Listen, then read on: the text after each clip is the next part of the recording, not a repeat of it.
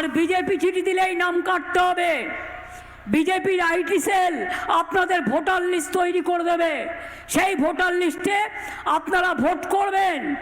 আপনাদের এটাই তো পরিকল্পনা। মনে রাখবেন, বিহার পারেনি, বাংলা পারবে।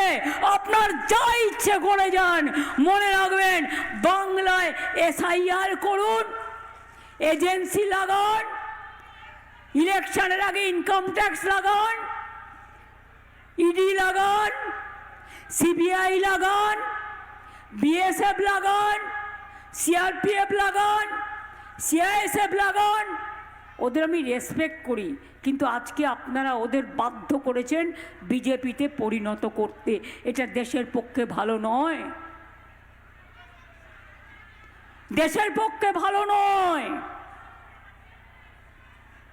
আজকে আপনারা বাংলার মনীষীদের অপমান করছেন, অসম্মান করছেন, লজ্জা করে না?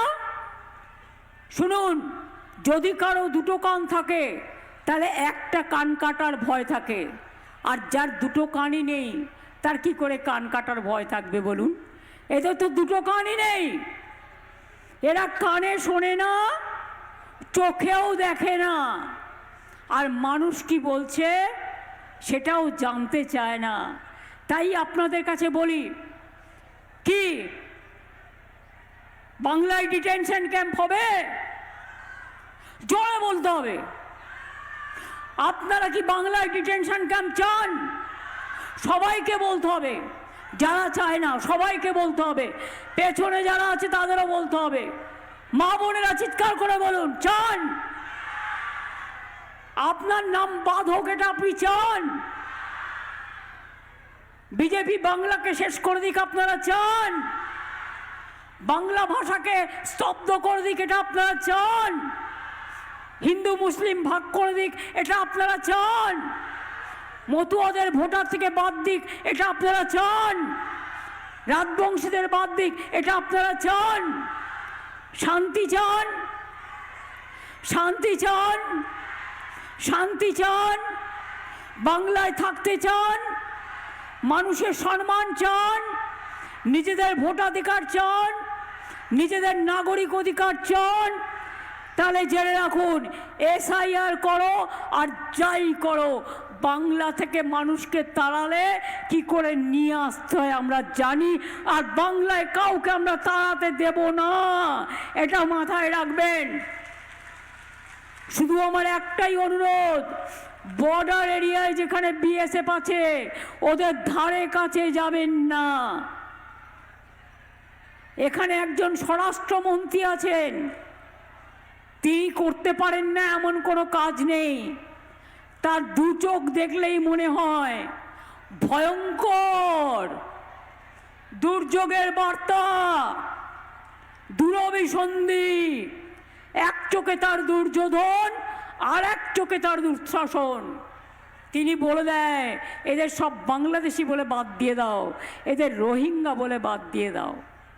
আর দিল্লির কিছু গদি মিডিয়া আছে, আমি সাংবাদিকদের দোষ দেব না, তারা চাকরি করে, তাদের মালিকরা বিজেপি শিখিয়ে দেয়।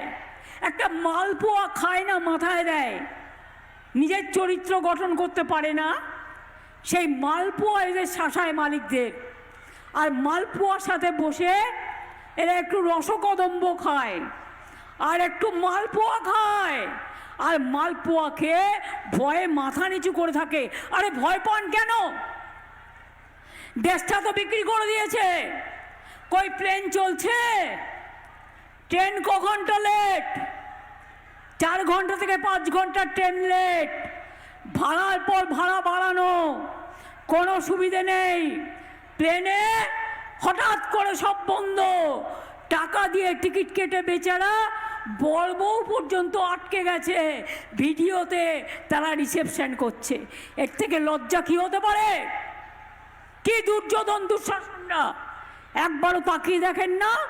দেশের মানুষ সাফার করছে আর লজ্জা করে না?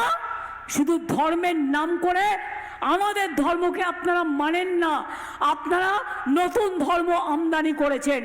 আর কিছু গদ্দার তো সব জায়গাতেই থাকে, সেই গদ্দারগুলো আরও বেশি করে আপনাদের টাকা নিয়ে গদ্দারি করবে, ভুল বলবে, আমার কিছু যায় আসে না। তার কারণ আমার বিশ্বাস আছে সব সম্প্রদায়ের ওপর, আমার বিশ্বাস আছে সব মা ভাই বোনেদের ওপর, আমার বিশ্বাস আছে সর্বধর্ম সমন্বয়ের ওপর। নানা ধরনের কন্টেন্ট দেখার জন্য লাইক করুন, শেয়ার করুন আমাদের ফেসবুক পেজ, সাবস্ক্রাইব করুন আমাদের ইউটিউব চ্যানেল। পাশাপাশি অন্যান্য ব্রেকিং নিউজের জন্য অবশ্যই চোখ রাখুন রিপাবলিক বাংলায়।